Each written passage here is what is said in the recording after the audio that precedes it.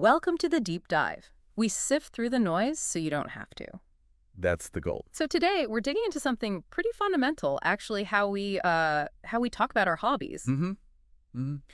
Seems basic, but it's key. Yeah, and our source is interesting. It's from the Learning Essentials English podcast, and it's aimed right at beginners. Right. But here's the thing, even though it's basic, looking at these first steps for talking about what you enjoy, well, it actually tells us a lot about how we connect, wouldn't you say? Absolutely. You know, we often chase complex language, but this kind of beginner stuff, it's a great reminder that just sharing what you like doing is really central to building any kind of rapport. Okay, so let's dive in. Yeah. The source material of this lesson, it starts by defining what a hobby even is. How did they frame it?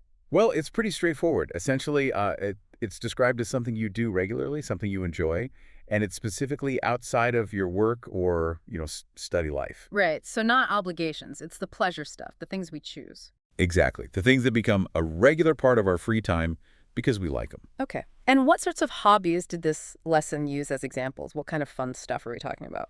Oh, it covered a good range, mostly very common things. Reading, obviously engaging with books. Yep. Playing a sport, they mentioned football, basketball, listening to music, often with headphones, that personal experience. Sure. Watching movies or TV shows. Cooking or baking, that creative food side. Gardening, working with plants, and also hiking or walking, just getting outdoors. Nice common ground stuff. Okay, so we know what hobbies are, broadly. How did this lesson suggest actually talking about them? What were the sort of core sentence structures? Yeah, they focused on three really key ways. The first one is super direct. My hobby is, and then you just name the hobby. Simple enough, like... My hobby is reading. Yeah. Clear, direct, tell someone your main interest straight up. Okay, direct approach. Got it. What was the second structure? The second one focuses a bit more on the action itself.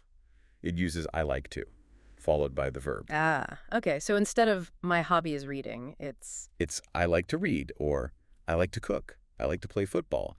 It puts the emphasis on the enjoyment and the doing. That makes sense, yeah. Focuses on the activity. And the third way? The third way connects the hobby to when it usually happens. It uses the phrase, in my free time, I. Okay. Followed by the verb, or maybe a short phrase about the hobby. So in my free time, I listen to music. Or in my free time, I work in my garden. Right, gives it that context of leisure time. So those three main building blocks. My hobby is, I like to, and in my free time, pretty useful starting points. Definitely. And they showed how these aren't just abstract rules, right? They gave examples. Oh, yeah. Look what? Well, there was one like, Sarah's hobby is gardening. That's the first structure. Then it added, she likes to work in her garden, using the second structure right after. Ah, I see. Combining them naturally. Exactly. And another one was, Tom loves listening to music. A slight variation on like to.